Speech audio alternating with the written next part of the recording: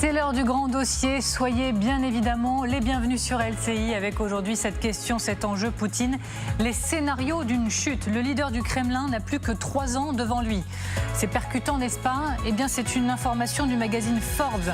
2 scénarios de fin de partie. Le premier, le tuer rapidement, puis se battre pour le pouvoir. Le deuxième, monter un procès spectacle, lui coller tous les péchés du régime sur le dos, laisser les élites s'en tirer à bon compte. C'est l'option Ceausescu.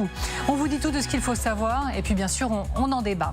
Et s'il y avait déjà des signaux personnels du déclin du patron du Kremlin? On vous raconte que terrifié à l'idée de voir détruire par une attaque de drone sa maison de vacances, il l'aurait tout simplement démontée. Il exfiltrerait ses yachts et il va augmenter la sécurité pour la 4e fois autour de lui depuis le début de la guerre.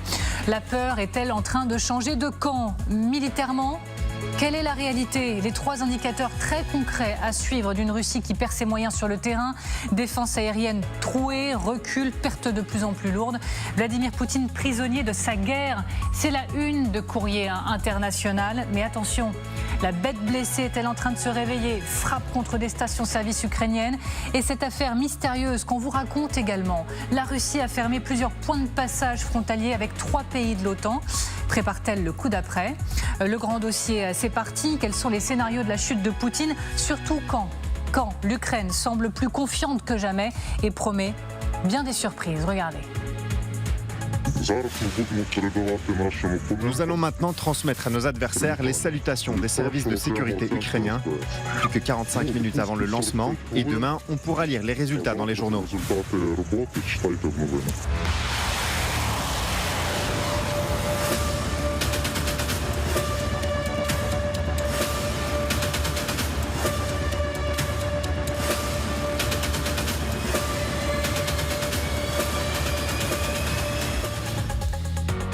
Et pour tout comprendre, pour tout décrypter, je suis ravie de retrouver sur ce plateau Elisabeth Shepard-Selam. Bonjour et merci beaucoup d'être avec nous. Maîtresse de conférence à l'Université de Tours, vous êtes spécialiste des questions de défense et de sécurité. Bonjour à vous Bernard Lecomte. Bonjour. Je suis ravie de vous retrouver, il y avait bien trop longtemps.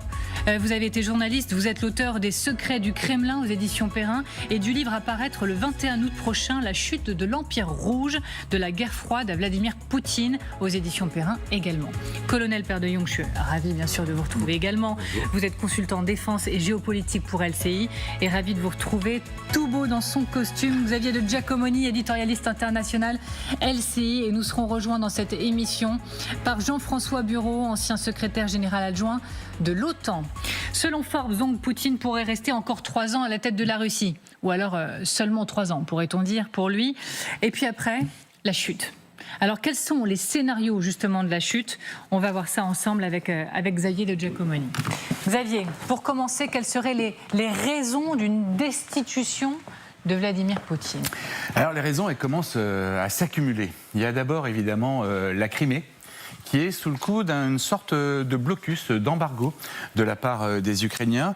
Ils ont détruit la plupart des ponts qui se situent ici, qui relient la Crimée à la zone occupée ukrainienne par les Russes et par lequel arrivait la plupart du ravitaillement, et notamment les hydrocarbures, l'essence, le gasoil, pour les civils bien sûr, mais aussi pour l'armée. Vous savez qu'on a longtemps considéré que la Crimée en fait était une sorte de porte-avions, de base arrière pour les Russes dans leur guerre dans tout ce sud de l'Ukraine.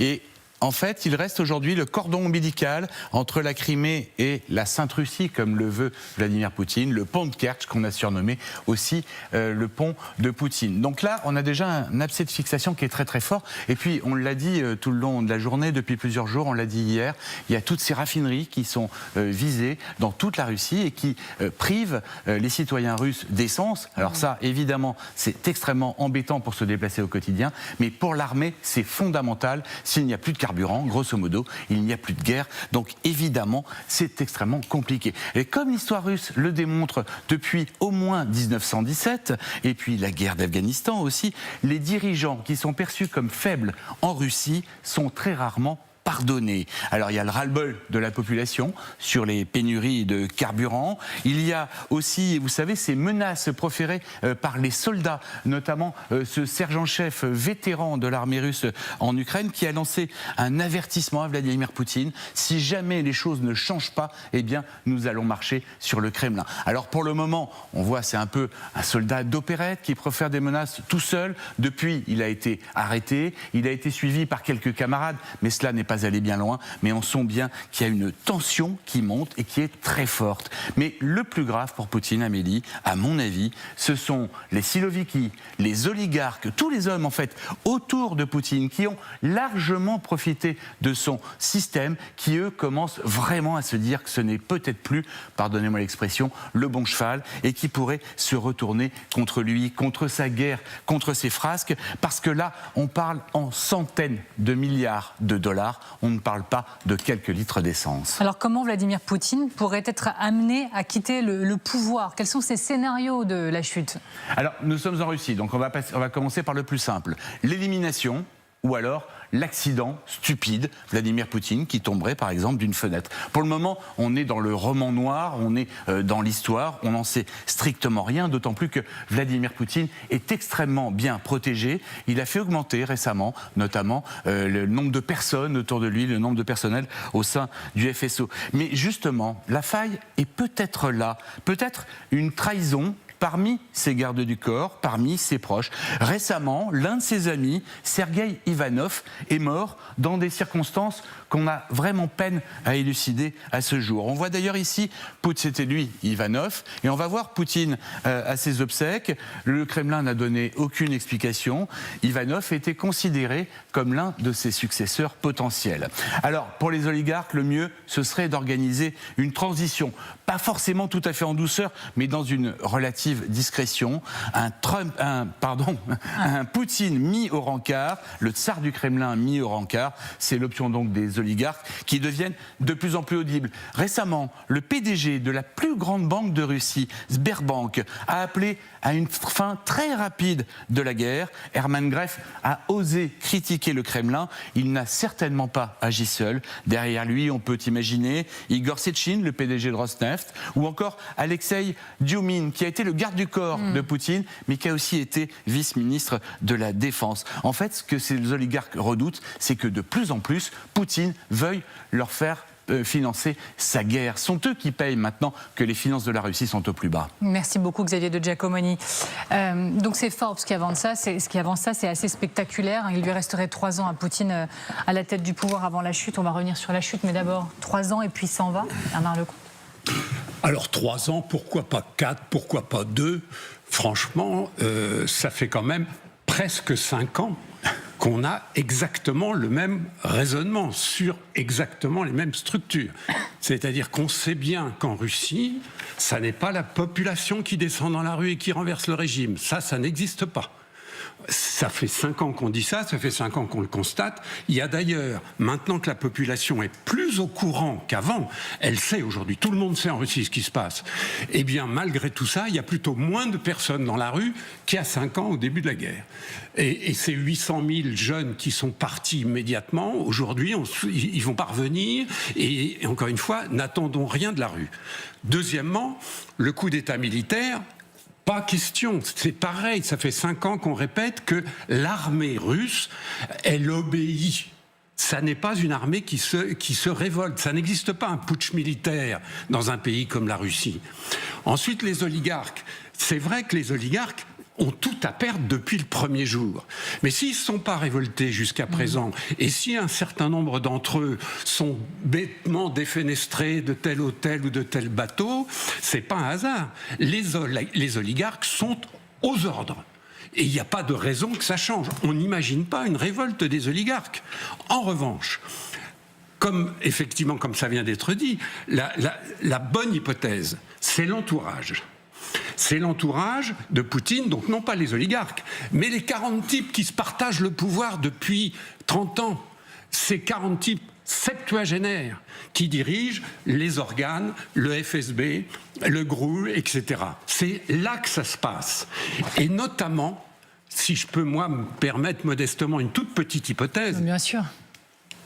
la différence de génération entre tous ces septuagénaires-là et une couche qui arrive maintenant de responsables du GROU, du FSB et autres services qui ont 45 ans et qui n'ont pas du tout l'intention que leur vie s'arrête de l'année prochaine. Et eux pourraient faire tomber Poutine ? C'est là qu'on n'en sait rien.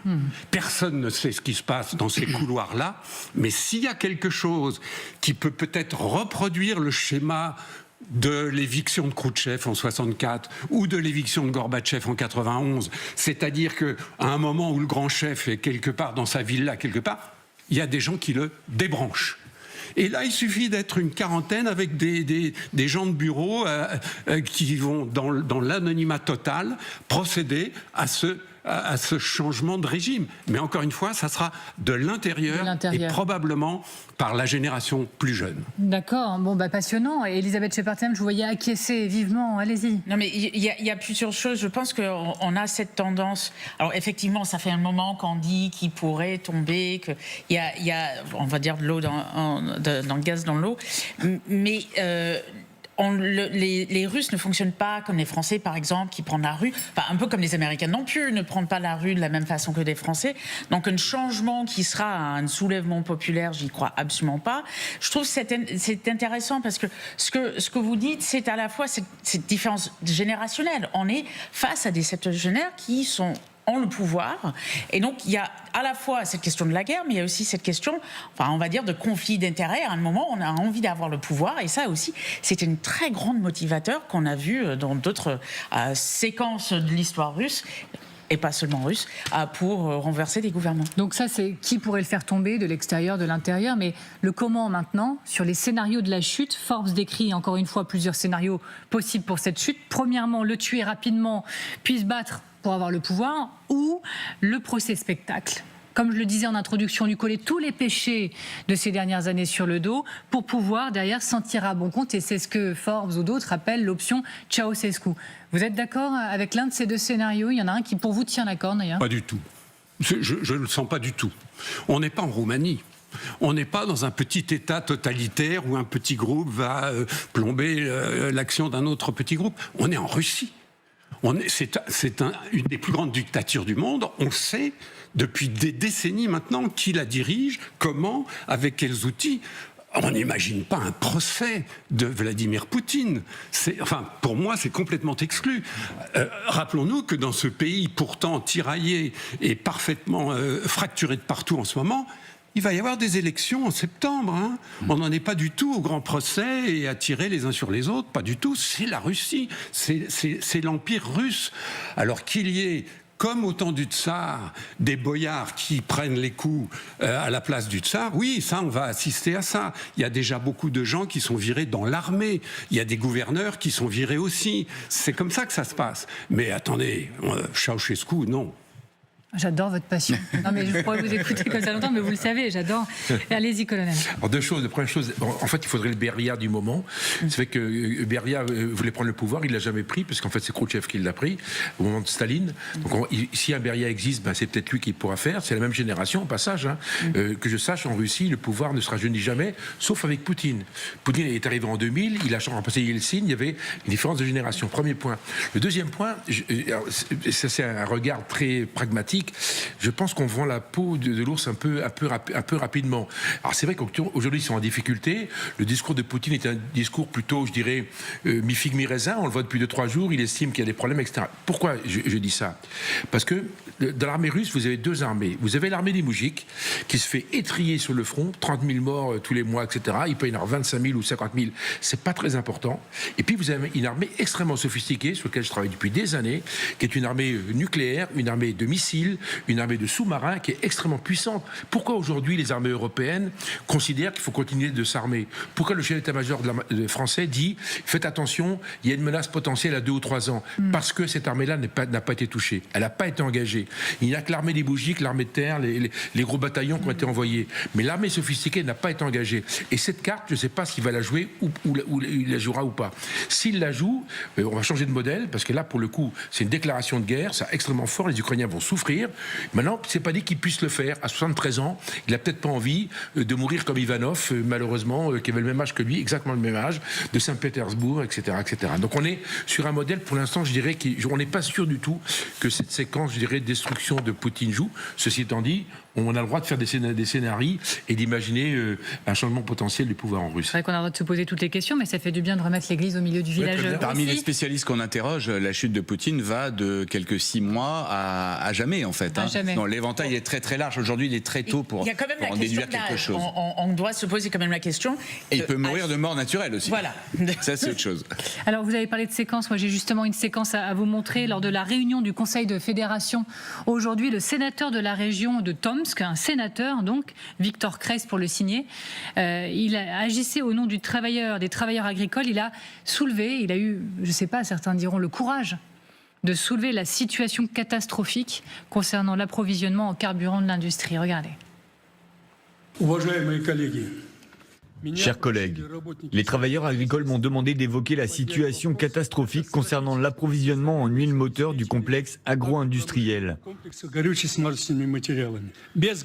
Sans huile moteur, tout va s'arrêter. Nous perdrons tout ce que le pays tout entier a mis tant d'efforts à construire au sein du complexe agro-industriel ces dernières années. Merci. Merci Viktor Melchiorowicz. Mais je vous prie de ne pas dramatiser la situation. Il est vrai que la situation est compliquée et difficile. Le président de notre pays a tenu une réunion sur la garantie de l'approvisionnement en essence, en kérosène et en gazole pour l'agriculture. Cela prendra du temps, mais je suis convaincue que la situation sera résolue. Vous avez raison, Elisabeth, on peut peut-être s'inquiéter pour la santé maintenant de ce sénateur. Mais le fait qu'un sénateur prenne la parole, enfin, ce que ça nous dit du sérieux de la situation quand même en interne, je rajoute une petite pièce comme ça, la confiance envers Poutine aurait chuté de 69 à 69%, pardon. C'est son niveau le plus bas depuis le début de la guerre. C'est un sondage qui a été publié par un institut proche du Kremlin, donc ce qui interroge toujours sur l'opportunité de le voir filtrer. Mais tout de même, ce genre de séquence en Russie... Oui, en Russie, mais vous savez, en Russie, comme dans tous les pays modernes où les gens utilisent leur voiture, vous étiez trop jeune, vous, mais en mai 68, qu'est-ce qui s'est passé ? Ça a été quoi le grand basculement de mai 68 ? C'est quand il n'y avait plus d'essence dans les pompes à essence. C'est là où mai 68 a basculé, rappelez-vous. Mais est-ce qu'on peut comparer ça avec la Russie ? Parce que d'un seul coup, trop c'est trop. La bagnole, dans tous les pays modernes, est-ce qu'on peut imaginer des gilets jaunes russes ? Alors non, parce que déjà, il y a 4 à 5 000 gilets jaunes qui sont déjà en tôle. Tout le monde le sait. Ces gens-là ont un mal de chien à communiquer aujourd'hui. Il n'y a plus les petits groupes qui existaient naguère. C'est tragique ce qui se passe pour tous les prisonniers politiques, pour tous ces jeunes qui se sont battus. C'est très compliqué. Donc tout le monde le sait, ça. Tout le monde le sait et personne n'a envie de faire 15 ans de tôle. Il se passe quelque chose de profond et d'important, mais qui, selon vous, ne peut pas déstabiliser le pouvoir en place pour autant. Pour le moment, en tout cas, ça s'exprime dans les réseaux sociaux, sur les écrans de télé, au téléphone, etc. Est-ce que ça peut déborder davantage ? Je n'en sais rien, j'ai pas de boule de cristal. Mais encore une fois, n'oublions pas que la différence entre nos pays, justement, et la Russie, c'est le formidable appareil répressif. Il faut quand même pas le négliger. Alors, il y aurait aussi, ça c'est la grande musique qui monte, déjà des signaux plus personnels du déclin de Vladimir Poutine. Il raserait sa maison secondaire parce qu'il serait terrifié à l'idée de l'avoir détruite. Ça, c'est vraiment la dernière rumeur qui se propage, comme une traînée de poudre chez les observateurs du conflit. C'est Xavier de Giacomoni qui va nous raconter justement cette musique qui est en train de monter. Xavier, où serait cette maison et que sait-on de cette résidence au cœur des discussions ? Alors cette maison, elle se situe à proximité de la ville de Valdai. C'est une région de lacs, de bois, c'est magnifique. On aimerait y passer des vacances. C'est donc une datcha dans la mode russe, et même c'était très soviétique. C'est la datcha préférée de Vladimir Poutine. C'est là où sa famille est le plus souvent possible. Elle est à 360 km de Moscou. Ça lui permet d'y être extrêmement souvent. Un vaste domaine, idéalement situé entre deux lacs. Ce qu'on voit là, ce n'est pas la maison principale. Ce grand bâtiment, ce n'est simplement que le spa.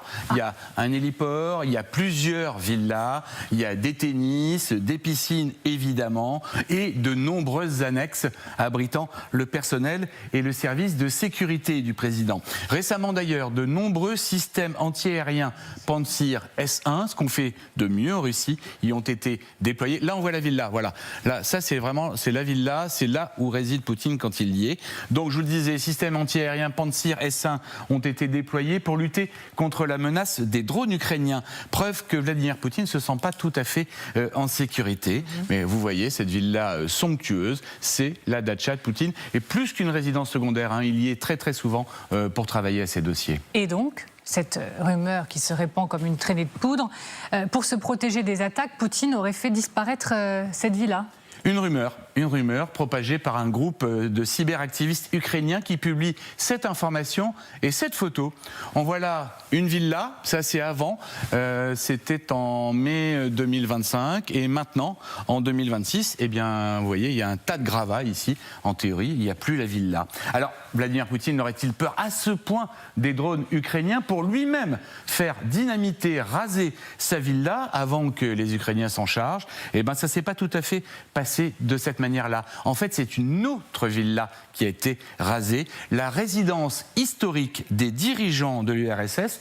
Gorbatchev y a séjourné à plusieurs reprises dans les années 80. Elle est tout au nord là-bas et Vladimir Poutine, lui, n'y a jamais mis les pieds. Elle a été construite entre 1934 et 1939 et elle menaçait visiblement depuis le temps de s'écrouler. Vladimir Poutine, lui, il séjourne la plupart du temps. Ah, on l'avait, voilà. Alors, soit dans cette villa, pardon, je la voyais plus, et dans une autre villa qui est plus au sud. En fait, il brouille un peu les pistes. En revanche, il y a quelque chose d'extrêmement étonnant. Toutes ces images ne m'ont pas été fournies par un service de sécurité, par un service secret. Ce ne sont pas les Ukrainiens qui m'ont donné toutes ces photos, ni même la DGSE ici en France. Non, toutes ces photos, vous les trouvez tout simplement sur Google Maps. Preuve que, visiblement, pour les Russes, la sécurité n'est peut-être pas la première des préoccupations, en tout cas pas sur Internet. Merci beaucoup Xavier de Giacomoni. Au-delà de cette histoire, encore une fois, le récit de ces derniers jours, c'est surtout de s'interroger sur la parano, la trouille, la peur, voire la panique du côté de Vladimir Poutine. Vous souscrivez à ce scénario d'une peur poutinienne? Probablement oui. On voit d'ailleurs, à chaque fois qu'on le voit filmer, on voit quand même qu'il est moins à l'aise qu'avant. Son langage est quand même tout à fait étonnant. Maintenant, là encore, soyons précis. Vous voyez l'affaire de la villa, tout ça est possible. Mais par exemple, l'autre palais de Poutine, au-dessus de Novorossiysk, sur la mer Noire, est beaucoup plus vulnérable, puisque tout près de l'Ukraine. Et d'ailleurs, la résidence des présidents de la Fédération de Russie à Sotchi, qu'il aurait pu occuper, avait été rasée elle aussi. Donc il y a une tendance à raser en fait un peu les signaux du passé. Alors, finalement. C'est là où il faut être prudent, parce que, encore une fois, est-ce que c'est la paranoïa de Poutine? Est-ce que c'est les services qui estiment que là, il faut faire quelque chose, là pas? Ou est-ce que c'est aussi des rumeurs compliquées? Encore une fois, on est en Russie, hein. Soyons Et toutes ces villes-là, on les trouve très facilement sur Internet. Ce que je disais tout à l'heure, ça paraît très étonnant. Mais alors, ce que j'ai découvert, moi, c'est que sur certains clichés justement satellites, il y a des endroits qui sont floutés. Et ils ne le sont plus maintenant parce que, justement, parce qu'ils étaient... Ça a attiré l'œil des Ukrainiens. Et donc, on a arrêté de flouter certains sites. Vous voyez que c'est quand même très compliqué. Mais la peur est en train de changer de camp? Parce que c'est ça tout l'enjeu du moment. S'il y avait une question en ce moment, c'est la peur est-elle en train de changer de camp? Et si oui? Indéniablement, les opérations ukrainiennes déstabilisent le pouvoir russe. Ils sont extrêmement surpris, c'est extrêmement massif, ça s'inscrit dans la durée, 40 jours, dit Zelensky. Donc ça, c'est un vrai sujet. Très concrètement, les Russes n'étaient pas prêts. Ils étaient prêts à une autre guerre, pas celle-là. Donc ils sont perturbés, maintenant il faut trouver la solution. Mais ils vont la trouver. Le problème, c'est qu'on pense que ça va s'arrêter demain matin. Je pense pas. Je pense que 40 jours sera le maximum du maximum.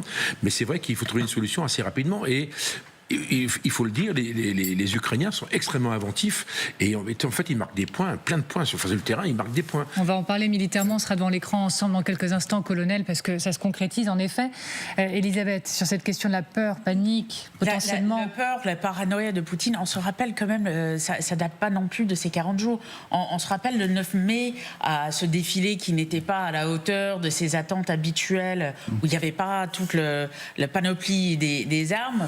Jérôme Figaro racontait un peu cette paranoïa, la coupure d'Internet, cette bulle qui a été créée pour être sûr qu'il était protégé de drones ukrainiens qui pourraient tomber, mais aussi en interne, cette inquiétude peut-être qu'il y aura quelqu'un qui veut sa peau. Je pense qu'il y a... Alors, il est parano parce qu'il est aussi agent du KGB et je pense qu'on les entraîne quand même à s'inquiéter.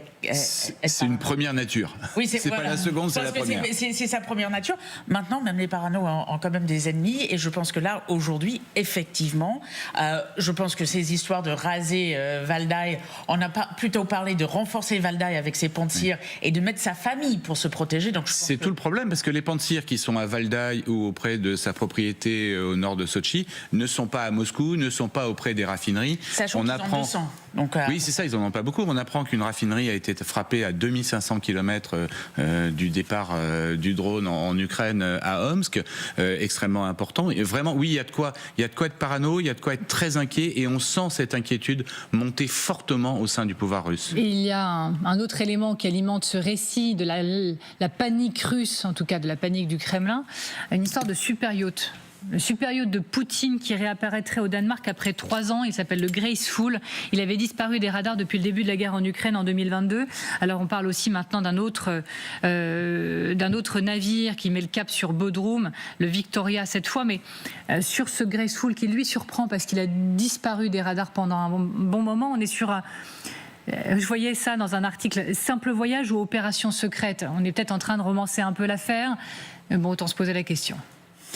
Oui, non, je crois qu'il ne faut pas non plus sombrer dans le roman d'espionnage. Il se dit même qu'il exfiltrerait, qu'il mettrait à l'abri ses yachts, etc., sa famille. Il aurait pu y avoir sa femme à bord de Graceful, on n'en sait rien en fait. Et ça me paraît une hypothèse beaucoup plus simple, en effet.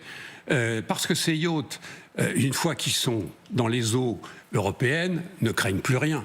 Personne ne va envoyer un drone sur un yacht. Ils peuvent être saisis en revanche. Qui mouille à Monaco. Ils peuvent être saisis si jamais. Alors, oui, c'est ça. Mais ça, c'est des affaires. C'est du business, c'est de la négociation. Le vrai danger, pour un paranoïaque notamment, c'est le drone qui file sur le yacht. Et là encore, dans ces yachts, il y a toujours une fille de Poutine, un fils de Peskov, un fils de Lavrov, ce qui me fait d'ailleurs, pour ma part, écarter l'hypothèse nucléaire, par exemple.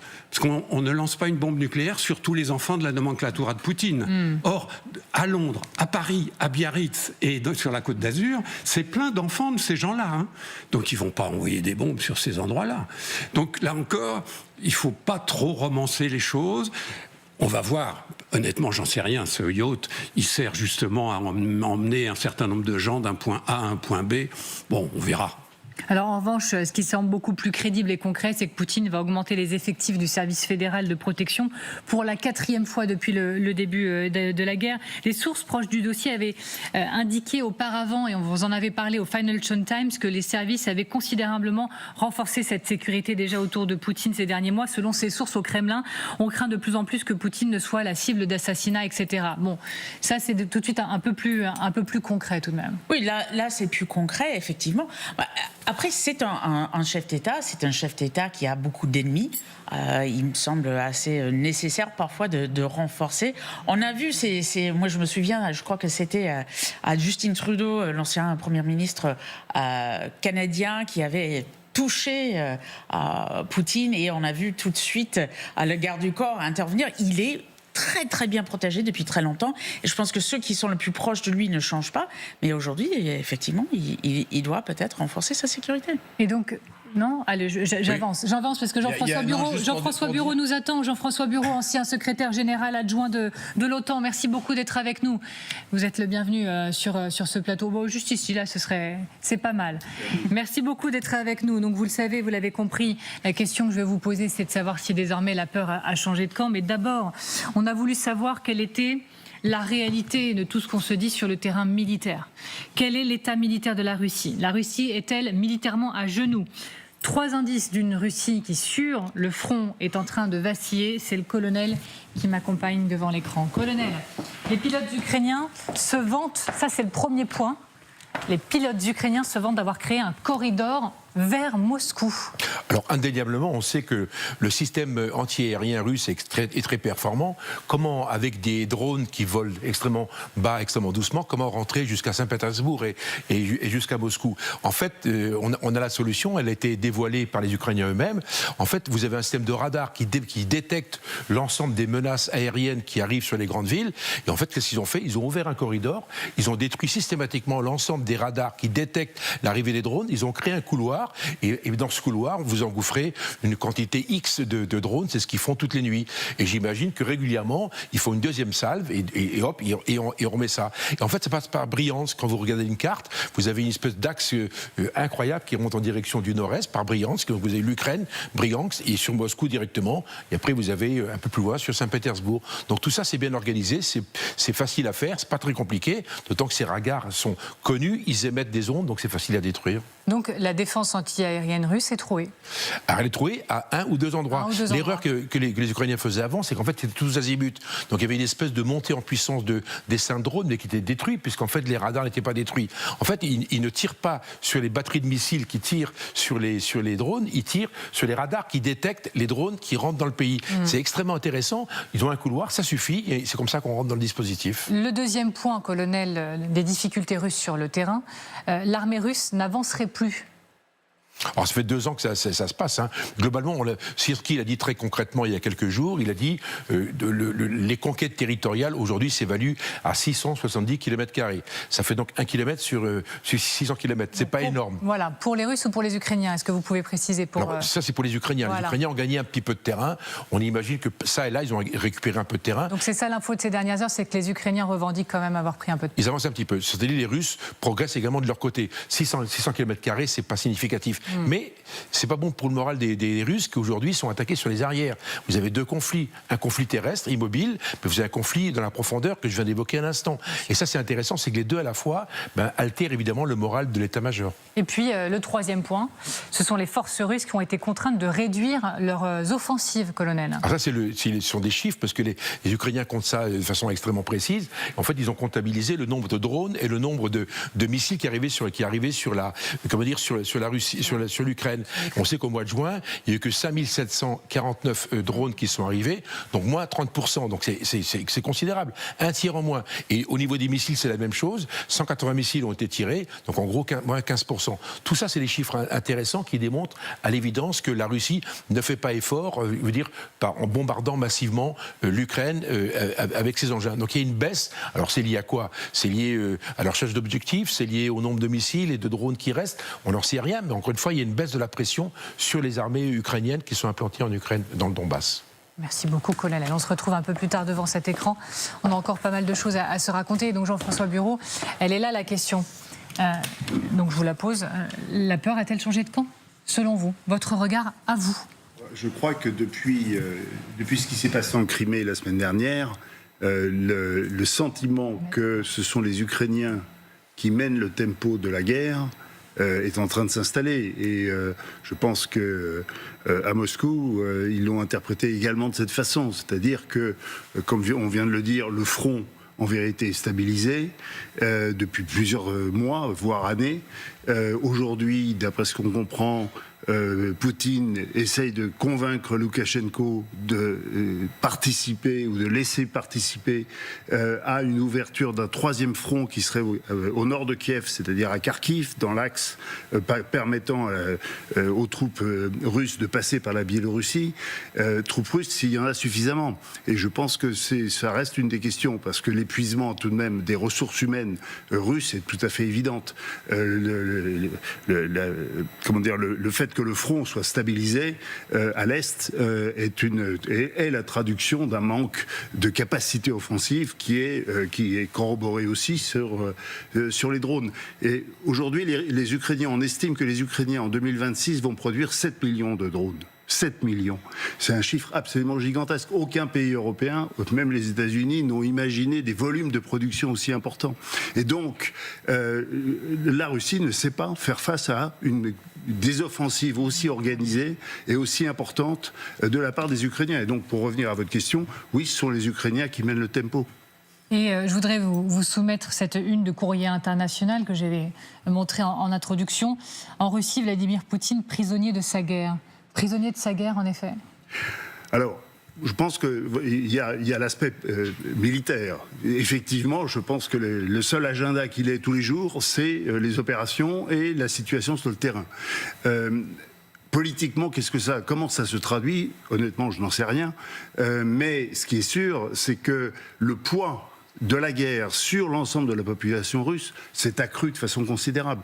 L'Institut Kiel allemand qui fait référence sur l'analyse de la Russie vient de sortir un rapport qui s'appelle Fin de partie.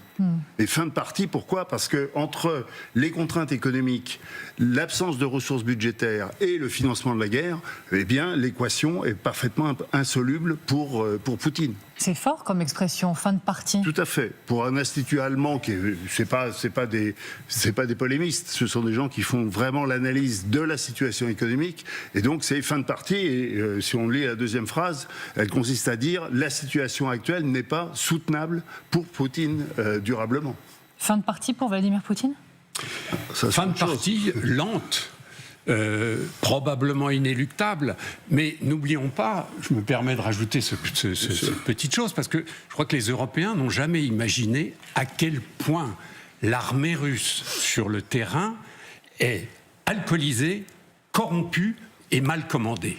On oublie toujours ça, c'est fondamental, c'est une armée qui est invraisemblablement anarchique, qui est dirigée par des Souzov qui viennent de Bachkirie, qui viennent de Yakoutie, qui parlent à peine le russe, avec des gens qui n'ont pas du tout la même culture et qui ne savent pas pourquoi ils sont là. C'est une armée épouvantablement enfoncée dans ses faiblesses. Et il y a rigoureusement aucune raison pour que ça change. D'autant plus que cette armée, elle est dirigée donc par un Vladimir Poutine qui ignore tout de la chose militaire. Lui, c'est le KGB, mais l'armée, il ne sait pas ce que c'est. Il n'a jamais été militaire, sous-officier, etc. Il ne sait pas ce que c'est. Et Vladimir Poutine, c'est un planificateur. C'est-à-dire qu'il considère que l'armée, c'est un peu comme toute administration en Russie. On fait un plan sur 2 ans et 5 ans, et puis après, on s'occupe de faire appliquer le plan. Et si le plan n'est pas appliqué, on vire les généraux. C'est comme ça qu'on fait depuis des décennies et des décennies. Mais avouez que cette armée-là, elle est quand même très très loin de reconquérir l'Ukraine, hein. D'autant qu'on dit de plus en plus, mais on l'avait déjà raconté par le passé, mais là encore je parle de musique qui remonte, et que Vladimir Poutine ne sait rien de la réalité des choses et du terrain. Il y a un formidable article dans Le Monde qui explique que même des journaux télévisés russes sont remontés à l'issue pour lui montrer une version un peu édulcorée au patron du Kremlin. Non, mais il est déconnecté de la réalité. Alors, encore plus s'il n'est pas lui-même militaire, on peut imaginer qu'il ne peut pas nécessairement comprendre qu'on est en train de lui mentir, que les généraux, pour aussi sauver leur peau, je pense, mentent sur l'état du front. Et je pense, quand on parle de planification, on compare ça aux Ukrainiens qui sont dans l'innovation, qui sont dans la rupture, notamment technologique. On regarde la baisse, par exemple, des drones et des missiles, et on pense à la production journalière que Gwendolen de Bono a montré dans son reportage sur les Ukrainiens. Oui. On est dans 2 mondes totalement différents. Et fin de partie, si on n'arrive pas à révolutionner, si on n'arrive pas à sortir d'une impasse, ou on ne le voit même pas l'impasse parce qu'on nous ment, ça devient très compliqué. Je voudrais qu'on voit une autre image de ces dernières heures. On voit des ponts qui ont été détruits. Là, c'est un pont routier sur la route Mariupol-Donetsk qui semble avoir été frappé. Ça, c'est important, colonel, parce que ce sont des lignes d'approvisionnement. Alors moi, je ne mets pas les mots précis, hein, mais là encore, ils marquent des points, les Ukrainiens. Je ramène à la chose très concrète de terrain. Ce que l'on dit, ce ne sont pas que des mots, ça se vérifie chaque heure. Puis, un, c'est les infrastructures, et 2, c'est la logistique. Platon disait toujours qu'une guerre se gagne par la logistique. Parce qu'il faut savoir qu'il y a un problème de carburant, comment dire, en Russie. Mais une partie du carburant va quand même dans l'armée. Ils ont du carburant. Le problème, il faut l'approvisionner. Il faut les amener. C'est pour ça que les Ukrainiens, fort adroitement, ils tirent sur 2 choses. Ils tirent sur les circuits, sur les routes et sur les ponts pour empêcher les véhicules de passer, et puis les trains, et puis des fois sur les camions, les camions citernes. Donc ce qui reste en carburant, on ne peut pas le descendre en fait dans le sud, parce que ça passe sur cette espèce de route qui passe par Mariupol, qui va en direction de la Crimée, et cette route est sous le feu aujourd'hui des drones ukrainiens. Donc les Ukrainiens ont une double bataille stratégiquement avec le Flamingo dans les grandes villes, objectifs stratégiques, etc., les raffineries, et puis un objectif plus tactique qui est sur le terrain, les routes, etc. Donc c'est assez adroit. C'est pour ça qu'encore une fois, on voit bien que cette stratégie ukrainienne, elle est fine, elle est élaborée, elle est consistante et surtout elle est récurrente. Vous êtes Jean-François Bureau, ancien secrétaire général adjoint de l'OTAN. L'OTAN va se réunir dans très peu de temps. Ça va être vraiment majeur comme réunion, d'autant qu'elle va être alimentée justement par ces rapports qui montrent les fébrilités russes et plus que ça encore. Les dirigeants de l'OTAN, je sais que c'est un peu, on ne peut pas poser les questions comme ça, mais que se dit-il autour de vous, dans vos canaux, dans vos relations au sein de l'OTAN? Est-ce qu'on est en train de se dire quelque chose est en train de se passer et dans quelques jours, on va acter le fait qu'on peut lui porter le coup de grâce à Poutine? Je pense que le diagnostic qui est complètement partagé au sein de l'OTAN et peut-être même maintenant par les Américains, ce qui serait un vrai progrès si je puis dire, c'est le fait qu'effectivement l'Ukraine peut gagner cette guerre. Et que le sort que l'on avait imaginé en 2022 dans le meilleur des cas, d'une négociation qui obligerait l'Ukraine à céder les territoires conquis par les Russes, à abandonner l'idée de reconquérir la Crimée, tout ça est en train de bouger. Et aujourd'hui, la stratégie ukrainienne sur le plan politique et sur le plan diplomatique, elle consiste aussi à mettre la Crimée au milieu de la négociation. Et donc à revenir sur ce qui s'est passé en 2014. Et c'est en ça que c'est je pense, un tournant politique et psychologique pour les Ukrainiens, mais aussi pour les Russes, parce que les Russes avaient quand même approuvé assez largement l'invasion de la Crimée par Poutine au motif que la Crimée était perçue comme historiquement dépendante de la Russie. Donc pour revenir à l'OTAN, je pense que le diagnostic la semaine prochaine à Ankara, ça sera de dire non seulement l'Ukraine est aujourd'hui militairement capable de mener les opérations, de défier l'agression russe, mais aussi peut-être qu'il faut se préparer à accompagner l'Ukraine dans une négociation, j'ose pas dire finale, mais en tout cas véritablement substantielle, ce qui n'a pas eu lieu jusqu'à présent. Et donc je pense que à Ankara, on va tester l'administration américaine en particulier pour vérifier si elle est décidée à jouer un rôle utile dans la négociation ou pas, ce qu'elle n'a pas fait jusqu'à présent. Donc les Européens vont peser. Je pense que les Français, les Allemands, les Britanniques, mais aussi les autres, les Estoniens, tous jouent un rôle. Vont peser pour que les conditions d'une négociation, si elle doit s'enclencher, soient effectivement dans l'intérêt non seulement de l'Ukraine, mais tout ça, ça veut dire que l'Ukraine va rejoindre la famille européenne dans 10 ans, dans 15 ans, j'en sais rien, mais la trajectoire, elle est là maintenant de façon très claire. Et donc, c'est aller vers la voie de la négociation, mais d'un point de vue militaire, est-ce que ça pourrait déclencher quelque chose de supérieur au sein de l'Alliance pour essayer, encore une fois, d'apporter ce coup de grâce sur le front, sur le terrain, face à Poutine? Je pense que je ne vois pas d'option strictement militaire qui signifierait que l'OTAN rentre dans le jeu en tant que tel. Depuis 5 ans, pratiquement maintenant, la question a été posée et à chaque fois la réponse a été la même. C'est-à-dire tout faire pour que l'Ukraine résiste, et elle fait plus que résister, sans que l'OTAN en tant que telle soit engagée dans une confrontation. Ce que cherche Poutine, parce que d'une certaine façon, la stratégie de Poutine, c'est de dire, d'abord sa conviction, c'est que l'OTAN est l'ennemi à abattre au final, à travers l'Ukraine, c'est aussi ça qui est visé. Et enfin, il y aura le besoin d'une négociation, et je pense que tout le poids, par contre, de l'OTAN sur la négociation peut être utile. Allez-y, Elisabeth, je voulais réagir. Non, je pensais à quelque chose. Enfin, Monsieur Bureau parlait surtout des États-Unis. Je pense qu'il y a remarque ces derniers jours, c'est que toutes ces questions qu'on se posait et les inquiétudes qu'on avait justement sur les États-Unis, on voit ce miroir aussi avec les derniers discours, non seulement de Donald Trump, mais plus généralement aux États-Unis, avec y compris un vote au Congrès pour l'aide apportée justement aux Ukrainiens. Et je pense qu'on est dans un mouvement qui est à la fois européen, que vous décrivez, mais aussi peut-être américain. Et c'est là où on a un peu d'espoir. Les factions américaines qui étaient pro-ukrainiens ont peut-être aussi fait un peu pousser Trump. Bernard Lecomte. Moi, je crois qu'il ne faut pas mettre la charrue avant les bœufs, même si, en ce moment, ce qui se passe en Crimée est capital. Mais la Crimée, ce sera la dernière page du traité. Ça sera le dernier quart d'heure de la négociation, tout à fait au bout de tout. Pourquoi ? Parce qu'aucune des deux puissances, l'Ukraine et la Russie, ne lâchera la Crimée. À aucun prix. Donc on commencera, si tout va bien, par parler des grands objectifs, de la neutralisation, la démilitarisation, la dénazification, c'est-à-dire une réforme du gouvernement ukrainien. Tout ça, ça sera des propos un peu flous. Et puis on viendra à la fin aux 2 points essentiels. Le Donbass et la Crimée. Le Donbass, on pourra toujours s'en sortir si les Ukrainiens gardent ce point qu'ils ont en ce moment, parce que effectivement les Ukrainiens diront on peut peut-être lâcher le Donbass, mais en tout cas pas là où vous ne l'avez pas conquis, c'est clair, et on arrivera à ce point fort, à cette espèce d'imbroglio incroyable, la Crimée. Et c'est là-dessus que ça se jouera. On peut aujourd'hui porter le coup de grâce militairement à Vladimir Poutine ? Non, c'est impossible. Impossible. Là, je rejoins M. Bureau à 100%. Le problème, on n'a pas les options, on n'a pas la structure. L'OTAN, on sait que c'est un assemblage, en fait, de 32 pays. C'est pas une armée. 2e point. Et puis 3e point, comme je disais tout à l'heure, il y a une armée qui n'a pas été touchée, encore une fois, en Russie. Et c'est pour ça que les chefs d'état-major européens, de façon générale, sonnent un petit peu le tocsin en disant attention, la Russie a gardé une capacité nucléaire extrêmement massive.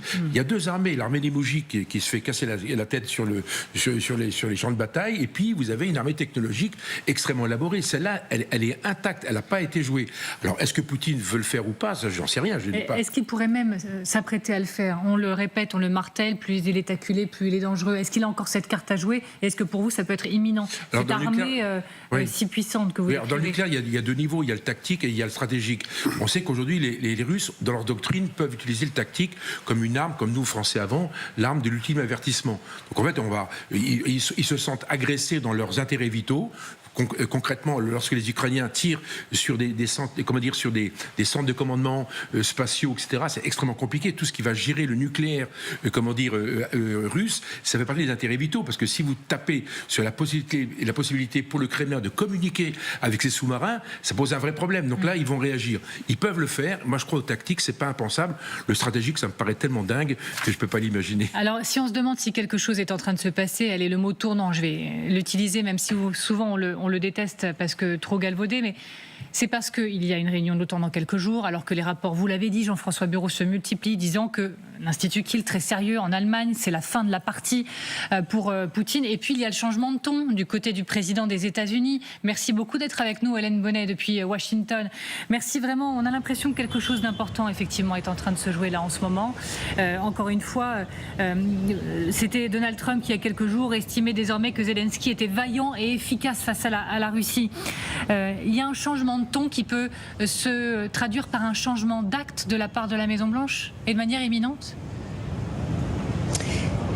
Alors, il faut être prudent. Effectivement, on remarque ce changement de ton qui est assez impressionnant par rapport aux propos qu'a pu tenir Donald Trump par le passé. Ce qu'il faut dire, c'est que c'est peut-être une manière pour Donald Trump de reconnaître que la dynamique est du côté ukrainien. Et puis, il faut reconnaître aussi qu'il y a une forme de lassitude de Donald Trump sur ce dossier et une lassitude vis-à-vis de Vladimir Poutine. C'est ce que disent ses proches en coulisses. Mais ceci dit, quand on regarde les propos de Donald Trump, on voit qu'il dit que nous n'avons rien à voir avec cette guerre. Il parle de l'Ukraine et de la Russie. Cela n'a aucune incidence sur nous, si ce n'est que nous vendons des armes à l'Ukraine. Ce sont des mots, des propos qu'il a prononcés pendant le G7. Et donc, ce qu'on voit pour le président américain, c'est qu'il y a une forme de soutien, mais du moment qu'il y a un intérêt économique pour les États-Unis, et ce soutien, c'est la production d'armes. D'ailleurs, en coulisses, il aurait demandé à des entreprises américaines de faire le nécessaire pour être en mesure de produire des armes sur le sol européen sous licence américaine. C'était une demande formulée il y a quelques semaines par Volodymyr Zelensky, et publiquement Donald Trump a promis d'examiner cette demande. Donc là déjà c'est un signal favorable. Et puis on voit qu'il y a ces frappes en profondeur de la part de l'Ukraine. Ici, ça n'a suscité aucune réaction de la part du président des États-Unis, aucune réaction publique, mais en revanche en privé, d'après le Kyiv Independent, eh bien Donald Trump aurait conseillé à Volodymyr Zelensky d'être plus audacieux. Donc en tout cas, il n'y a pas de désapprobation, il n'y a pas un activisme, en tout cas publiquement, de Donald Trump sur ce dossier, mais en coulisses, il y a peut-être des petits bougers qui sont plutôt positifs pour les Ukrainiens. Ils vont peut-être aller plus loin lors de cette fameuse réunion de l'OTAN. On va continuer d'en parler, ce sera la semaine prochaine. Merci à l'excellente Hélène Bonnet d'avoir été avec nous pendant ce temps-là, puisqu'il faut toujours évaluer les rapports de force des deux côtés pour être équilibré. Arrêtons-nous sur l'Ukraine. l'impression que l'Ukraine se renforce. Mais quelle est la réalité derrière l'impression? C'est toujours cette même question. Cette information, pour commencer, les Ukrainiens ont peut-être retiré pour la première fois un missile balistique qui s'appelle le FP9. En fait, c'est une interception à la fin du mois, c'était le 30 juin, voilà, c'était hier, dans le ciel de Moscou qui alimente toutes les rumeurs. Certains experts émettent l'hypothèse, et c'est relayé par nos confrères de l'Indépendant, l'hypothèse selon laquelle l'Ukraine aurait pu effectuer le premier tir connu de ce missile balistique qui est à longue portée de conception nationale. Bon, moi je m'arrête là parce que mes compétences je les ai déjà largement dépassées depuis quelques secondes. Colonel, est-ce que c'est crédible et de quoi parle-t-on précisément? Bien évidemment, c'est crédible. C'est la mécanique comme les Iraniens. En fait, ils ont la technologie, ils savent le faire. Une fois que vous savez lancer un missile et que le missile ne part pas, n'explose pas en plein vol, ben vous pouvez, après vous travaillez sur la portée, sur la technologie. Donc on sait que les Ukrainiens sont capables de le faire. Je raconte toujours la même histoire. C'est Eric Prince qui m'avait raconté qu'il voulait développer l'industrie aéronautique en Ukraine dans les années 2010-2012. Et il m'a dit, j'ai rencontré toute une série d'entreprises magnifiques. Il m'a dit, ils sont compétents, ils savent tout faire. Donc tout ce qui est aéronautique, les Ukrainiens savent le faire. Donc c'est pas du tout étonnant quand on voit la qualité technologique sur les drones, c'est pas du tout étonnant qu'ils soient capables de tirer aujourd'hui des missiles de courte portée. Là on parle d'un missile qui fait 300-400 km seulement. Oui, je lis missile balistique lourd à longue portée. Jusqu'à 800, oui. Oui, c'est ça. Mais il emporte 800 kg de charge. C'est ça qui est important. Il va relativement vite en plus. Elisabeth. Alors, ce qui est intéressant avec les Ukrainiens, ils ont cette historique. On se souvient quand même sous l'Empire soviétique, enfin sur l'Union soviétique, ils avaient toute cette connaissance, mais aujourd'hui c'est porté par toute une jeunesse. Et ils ont toute une jeunesse, on a vu la PDG de Firepoint, elle a 32 ans, enfin c'est quand même assez impressionnant. Et ils ont la capacité, mais ils sont aujourd'hui aussi en train de travailler avec beaucoup d'industries étrangères qui les apportent énormément. Les Américains, je crois, c'est hier ou aujourd'hui, ont signé encore un contrat, on voit aussi avec des pays européens. Donc il y a toute une dimension de construction de cette industrie très impressionnante qui est bien évidemment à leur avantage dans cette guerre. Et Jean-François Bureau, on voit, entre guillemets bien sûr, les bonnes nouvelles se succéder, mais enfin, pour la première fois, elle finance directement la guerre, l'Union européenne. Elle verse 3,9 milliards d'euros à Kiev pour l'achat de drones de combat de pointe. Par exemple, on apprend qu'il y a des contrats signés Ukraine-Suède pour la vente de chasseurs. On sait qu'il y a des discussions pour les fameux scalps. On se demande depuis des heures si Poutine est en train de perdre la guerre. Mais je vais poser la question autrement. Est-ce que l'Ukraine est en train de la gagner, la guerre? C'est quand même... C'est difficile et j'ai pas de boule de cristal non plus. Donc, en tout cas, le sens de l'histoire aujourd'hui, il est dans le sens des Ukrainiens. Ça, c'est incontestable. Par contre, combien de temps ça prendra? Jusqu'à quel rapport de force les Ukrainiens seront prêts à aller pour une négociation avec Poutine? La question, c'est qu'est-ce qu'il faut que les Ukrainiens aient pris comme contrôle de leur territoire pour que Poutine accepte une négociation qui soit pas qui ait encore un sens pour lui. Or, je pense que les Ukrainiens sont capables, depuis l'état d'urgence en Crimée, de reprendre la Crimée. Avec des conditions de fonctionnement extrêmement problématiques quand même, parce que c'est un territoire qui va être complètement isolé du reste du pays. Mais ce symbole est tellement fort. Et encore une fois, en 2014, Poutine, en ayant pris la Crimée, avait légitimé son opération auprès de la population russe. Si les Ukrainiens reprennent la Crimée maintenant, c'est un vrai renversement. Et donc, c'est une base de négociation dans laquelle les Ukrainiens peuvent gagner, parce que en face, Poutine sera incapable d'aligner les moyens pour reprendre ce territoire. Je voudrais vous soumettre à nouveau cette séquence qui a été relayée par le commandant en chef des forces armées ukrainiennes. Cette séquence dans laquelle ce montage de l'armée ukrainienne qui promet bien des surprises encore, mortes comme. À suivre, disent les Ukrainiens. Regardez. Nous allons maintenant transmettre à nos adversaires les salutations des services de sécurité ukrainiens. Plus que 45 minutes avant le lancement. Et demain, on pourra lire les résultats dans les journaux.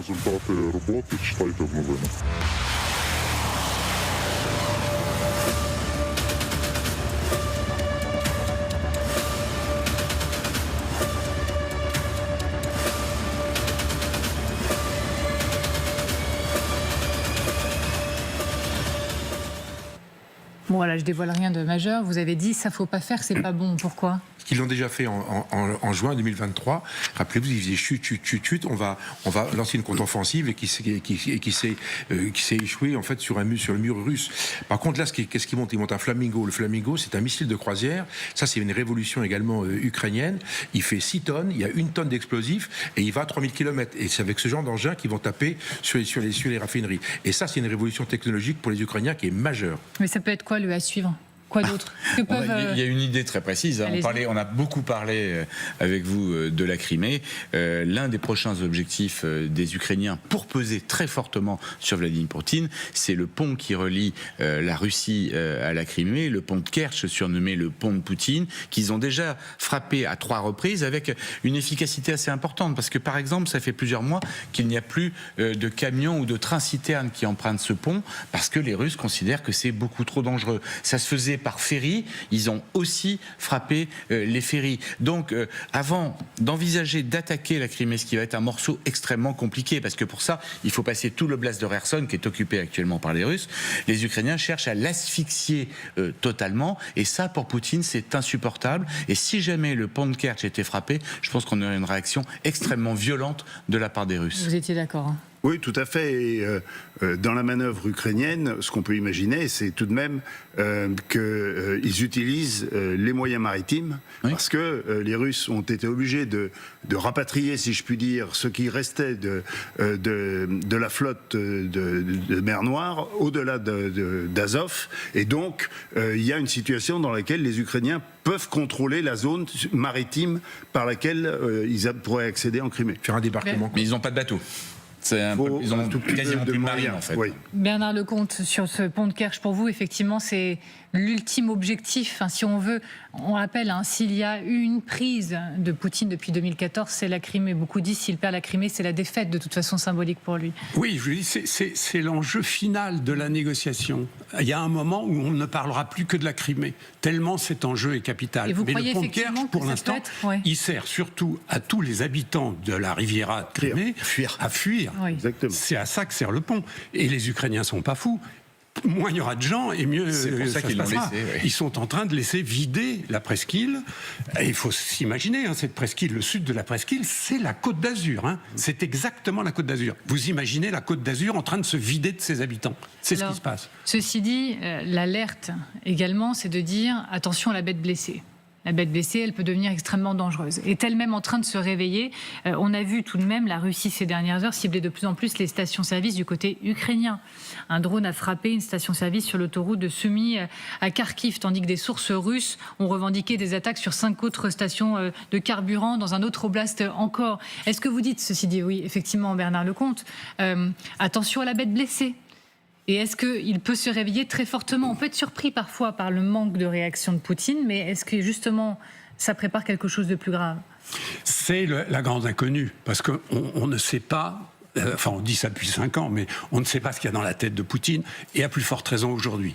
Il va avoir 74 ans le 7 octobre. Il a donc une expérience, et en même temps une vie un peu fatigante quand même. Il est actuellement acculé. Il a beaucoup de moyens, n'oublions jamais, la Russie, c'est 17 millions de kilomètres carrés, ça ne s'envahit pas. La Russie, moi j'ai l'habitude de dire ça, est inépuisable. Il y aura toujours des ressources derrière l'Oural, en Sibérie, en Extrême-Orient. Il y aura toujours des ressources. Donc soyons prudents dans nos pronostics. Mais Poutine, actuellement, est un dictateur isolé et acculé. Important, on continue de s'arrêter sur cette question de la bête blessée qui se réveillerait, parce qu'on en vient à cette histoire qui est assez mystérieuse, il faut quand même le reconnaître encore, des 7 passages ferroviaires frontaliers avec la Finlande, l'Estonie ou la Lettonie qui sont fermés temporairement, et certains y voient le signe de préparatif pour un nouvel acte d'agression. Avant d'en parler, on expose les faits pour nos téléspectateurs. C'est le colonel à nouveau qui m'accompagne. Colonel, quelles sont les frontières concernées ? D'abord, c'est la grande surprise de la journée, parce qu'elles sont fermées depuis ce matin.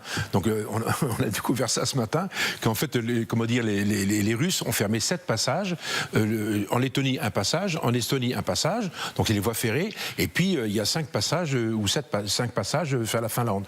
Ces 3 pays, effectivement, appartiennent à l'OTAN. Donc c'est surprenant, à l'heure où on parle, il n'y a plus aucun train qui peut circuler entre la Russie et ces 3 pays. Donc c'est comme très particulier, d'autant qu'ils ont besoin les uns les autres, pour toute une série de raisons, d'avoir des communications. Elles préexistaient, bien évidemment. Donc c'est arrêté. Donc pour faire quoi? Énorme point d'interrogation. À l'heure où on parle, le Kremlin n'a pas donné d'informations sur les raisons pour lesquelles il aurait fermé ces points de passage. Mais pourquoi ces fermetures sont stratégiques pour Moscou? Parce qu'en fait, là, on est dans le cœur de l'OTAN. Vous avez la mer Baltique, Saint-Pétersbourg. Vous savez, les Russes peuvent sortir dans la mer Baltique par 2 endroits. 1, Saint-Pétersbourg, et 2, Kaliningrad. Donc on voit bien que la tentation de contrôler une partie, en tout cas la zone sud, la côte sud, si vous voulez, de la mer Baltique, pourrait les tenter. Donc en fait, c'est une manière d'isoler. Alors la Finlande, c'est strictement impensable, évidemment, le pays est beaucoup trop grand. Mais par contre, les pays baltes et l'Estonie et la Lettonie, qui sont adossés évidemment à la Russie, alors que le pays du Sud, lui, c'est la Biélorussie, on voit qu'on peut très bien isoler cette partie-là. Donc c'est pour ça qu'on se pose la question de savoir pourquoi fait-il ça? Est-ce qu'il va se passer quelque chose dans les semaines ou dans les jours qui viennent? Une forme de rétorsion par rapport aux attaques ukrainiennes sur Moscou et sur Saint-Pétersbourg. Merci beaucoup, colonel Jean-François Bureau. Je me tourne vers vous, parce que c'est l'OTAN qui s'inquiète. D'ailleurs, à raison. Et que faut-il redouter selon vous?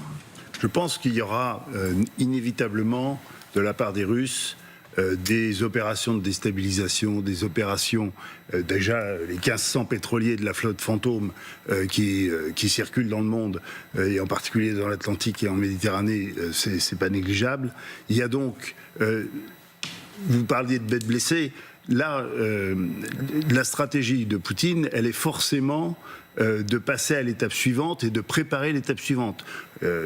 Aujourd'hui, est-ce que l'étape suivante pour Poutine, c'est l'échelon européen? C'est pas une question qu'il faut écarter a priori.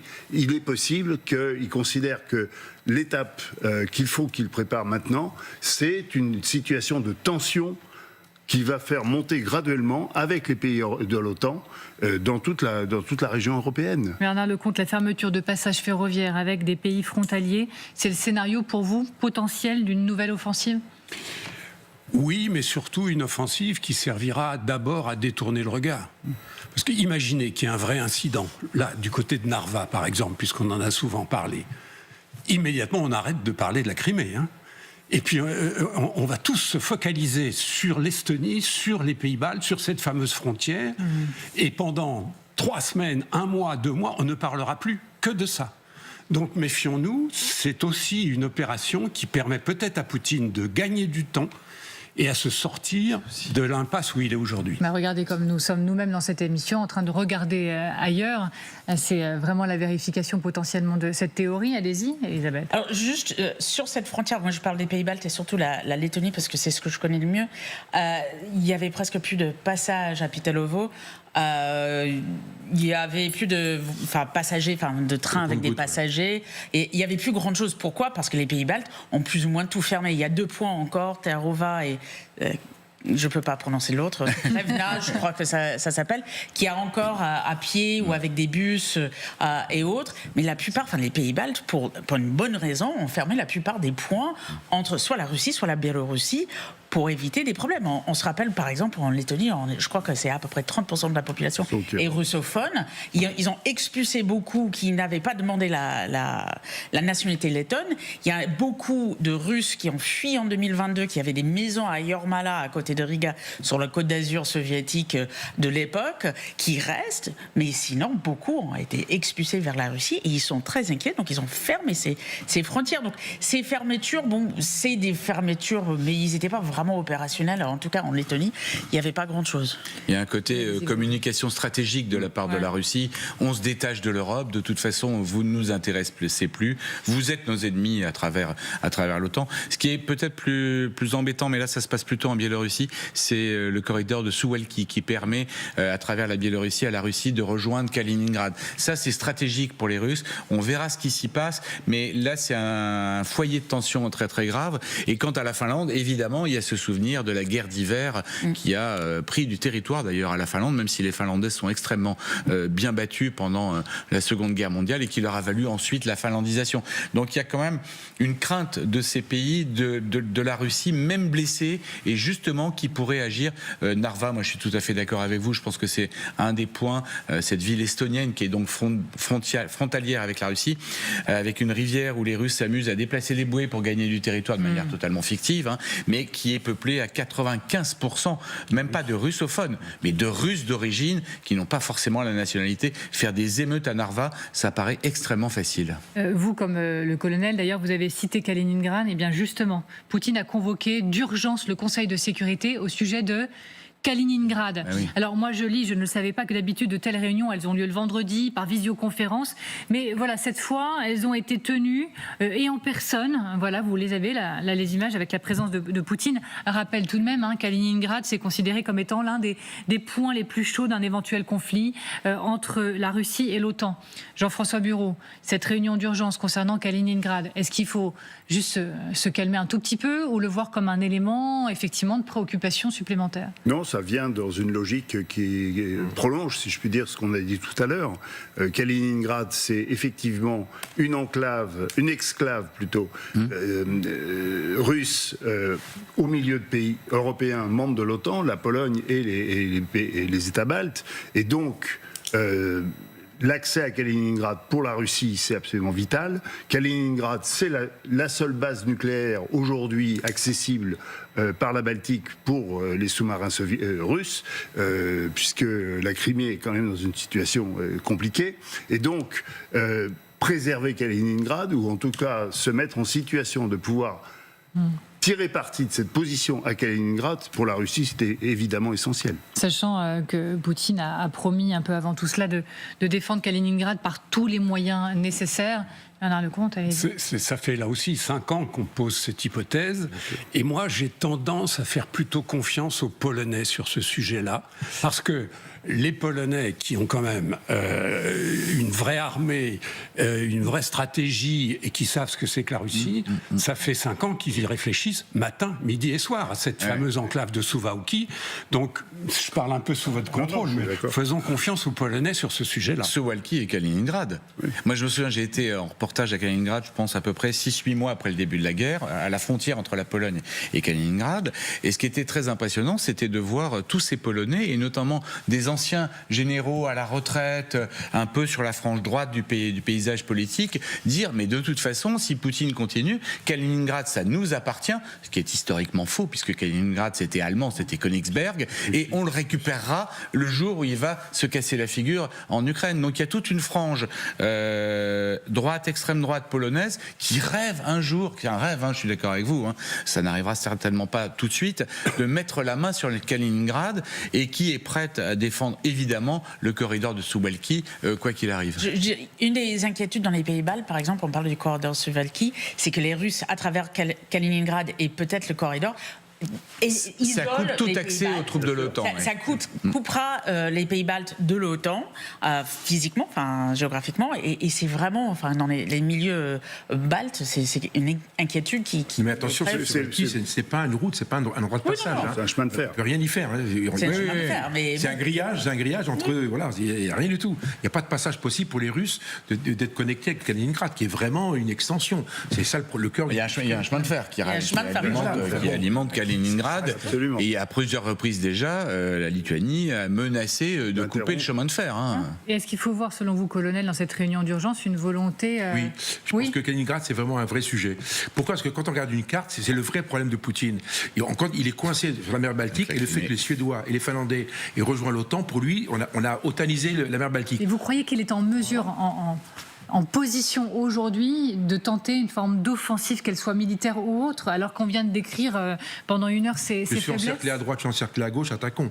Alors ça, c'est une règle essentielle. L'offensive, on bouleverse, ce que vous disiez à l'instant, vous bouleversez tous les équilibres. Et encore une fois, les pays baltes sont des pays fragiles. Moi, je pense que Poutine mise sur un point, et là, M. Bureau est plus qualifié que moi pour le dire, c'est qu'il mise sur le fait que les Européens, en tout cas l'OTAN, ne bouge pas. Pourquoi ? Parce qu'on dit, voilà, on prend la Lettonie, qu'est-ce qu'ils vont faire ? Alors non, mais C'est ce qu'a pensé Poutine. Hein. C'est sans doute le pari qu'il peut faire. Depuis 10 ans, au moins, j'étais à l'OTAN en 2008, les avions français défendaient le ciel des pays baltes en 2008 déjà. Oui, mais... Bon, des Mirages. Donc, et des Rafales maintenant.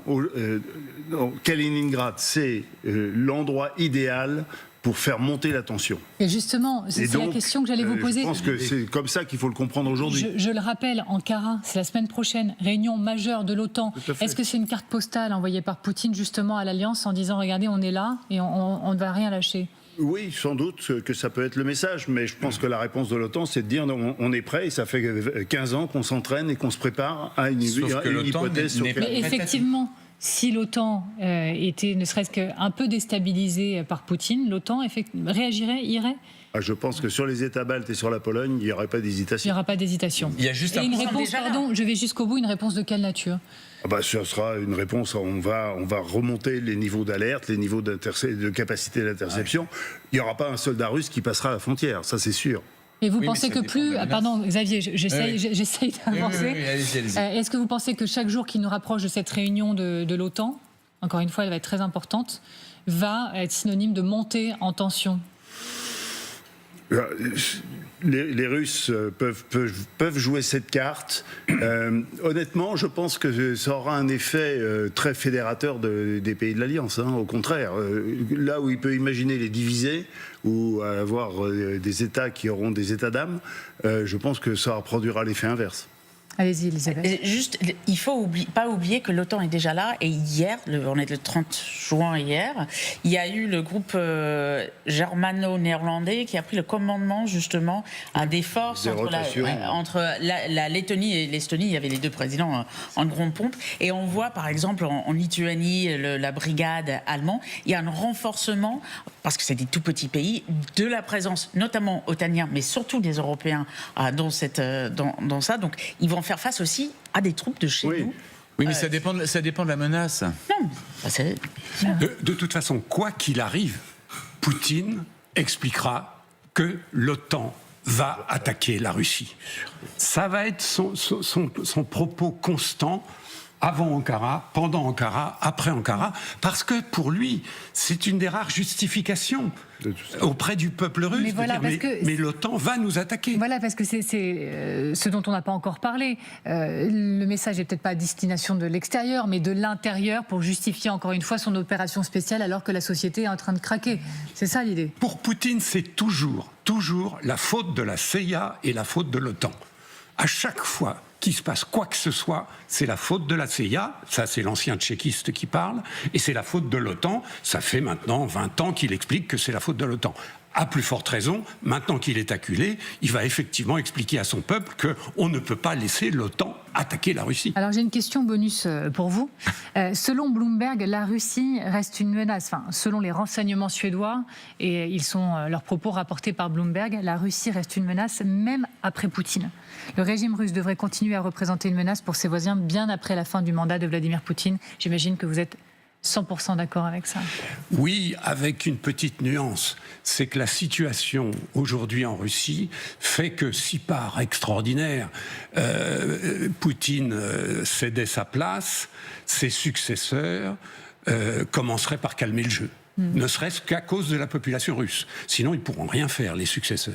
Donc, de toute façon, on aura... Enfin, j'espère. On aura au moins un moment de répit, un moment de discussion, de négociation.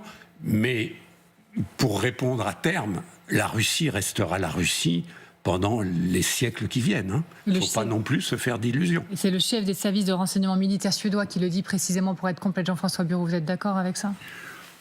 Oui, je pense que le raisonnement, il part d'un constat, c'est que le système est tellement ossifié autour de la puissance militaire que, effectivement, même sans Poutine, ça sera l'épine dorsale du pays. Il n'en reste pas moins que ce qui s'est passé depuis 2022, c'est par exemple une dépendance de la Russie vis-à-vis de la Chine qui n'a jamais été aussi considérable. Et donc, aujourd'hui, sans la Chine, la Russie n'a pas de composants électroniques, n'a pas de chipset et sans technologie moderne dans des tas de domaines. Et donc, le pays que Poutine laisserait dans notre scénario, c'est un pays en état de déliquescence complète. Et c'est pas simplement les sous-marins et les missiles intercontinentaux et les armes nucléaires qui feront manger les gens. Colonel ? Oui, indéniablement, on est à la croisée des chemins. Et bien évidemment, la Russie, c'est la Russie. Moi, je pense que c'est une puissance majeure. Le problème, c'est que Poutine, on ne sait pas ce qu'il va faire. Donc cette incertitude, elle est centrale. Donc je pense qu'aujourd'hui, il faut être relativement prudent sur les scénarios qu'on va mettre en place. Maintenant, on peut penser qu'il y a une solution molle, parce que là, on parle que de solution dure, mais peut-être que Poutine a une solution molle. On voit que depuis 2-3 jours, il évoque la possibilité de faire appel éventuellement à Trump, aux Américains, pour entamer une négociation. Donc on voit qu'il est peut-être pas imperméable à une discussion. Elisabeth. Alors, il a l'air comme ça, tout en même temps accusant, par exemple, la semaine dernière, des Américains d'être derrière les attaques ukrainiennes. Donc, comme d'habitude, il faut se méfier. Et Trump, il a autre chose à faire. Enfin, l'Ukraine, comme disait Hélène, n'est pas la guerre des Américains. Il le sent pas. On est dans une année électorale.